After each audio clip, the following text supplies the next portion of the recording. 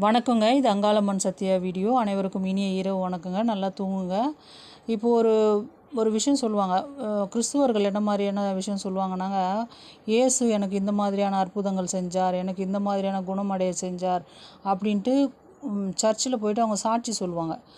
அது மாதிரி நம்ம இந்துக்களாகிய நான் அங்காள பரமேஸ்வரியை பற்றி நான் சொல்லணுன்னா, நிறைய விஷயங்கள் அந்த அம்மா எனக்காக பண்ணியிருக்காங்க.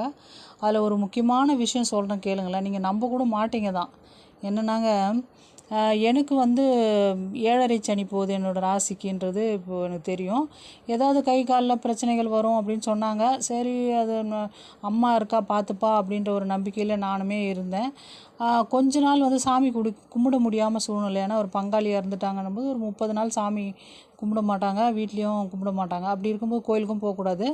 அப்படி இருக்கும்போது எனக்கு அந்த டைமில் கரெக்டாக பார்த்து கட்டி ஒன்று ஃபார்ம் ஆகி கையில் வந்ததுங்க.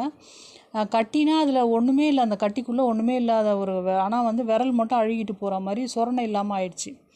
எப்படின்னாங்க, அப்படியே அந்த கை விரல் மட்டும் அப்படியே ரெட்டிஷாக மாறி அப்படியே அது சொரணை இல்லாமல் ஆக்கிடுச்சு, ஒரு மாதிரி ஆயிடுச்சு. ஆனால் பெயின்னா வலி பயங்கரமான வலிங்க, தாங்க முடியாத வலி. இந்த கை விரல் தாங்க இப்போ இப்படி இருக்குது. அப்படி இருக்கும்போது அந்த வலி தாங்க முடியாமல் நான் என்ன பண்ணுவேன், அந்த அம்மாவுடைய பாடல்கள் தான் நைட்டில் கேட்டுக்கிட்டே தூங்குவேன் நான். அப்போ கூட தூங்க முடியாது. ஒரு 4-5 மணி நேரம் மாத்திரை போட்டால் கூட வலி இல்லாமல் இருக்கும். திரும்பி வலிக்க ஆரம்பிச்சிரும். அது நைட்டு கொடுத்தாங்கன்னா அதோட காலையில் தான் மாத்திரை போடணும், நடுவில் போட முடியாது. அதுக்கப்புறம் அந்த வலி நம்மளுக்கு நல்லாவே தெரியும், பயங்கரமாக இருக்கும் வலி. அப்படிலாம் இருக்கும்போது அப்புறம் நான் மாத்திரை ஒரு 2-3 நாள் கண்டினியூ பண்ணி கூட எனக்கு மயக்கம் மாதிரி வந்துடுச்சு. அதுக்கப்புறம் என்னால் மாத்திரை சாப்பிட பயமாயிடுச்சு. ரொம்ப ஒரு மாதிரி தலை சுத்தல் ஆகி விழுந்துட்டேன். அதுலேருந்து பயமாகி போச்சு மாத்திரை சாப்பிட்றதுக்கும். மாத்திரை சாப்பிட்டா தான் வலி தெரியாமல் இருக்கும். அப்படி இருக்கும்போது என்ன பண்ணுறதுன்னா, உண்மையிலே நான் சொன்னால் நீங்கள் சிரிக்கலாம், இல்லை அவங்க சும்மா மிகைப்படுத்தி சொல்கிறாங்கன்னு நினைக்கலாம், இல்லை இவங்க கற்பனையாக கதை விடுறாங்க கூட நினைக்கலாம் நீங்கள்.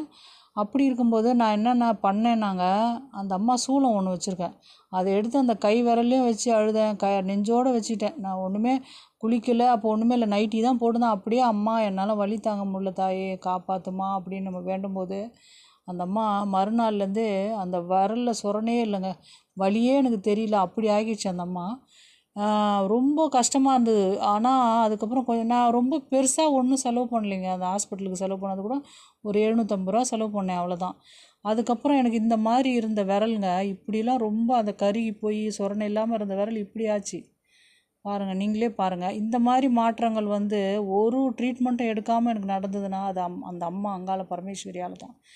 ஆத்தா வந்துட்டான்னா நம்ம துணைக்கு எதுவுமே நோய் நொடி கூட ஓடி போயிடுங்க.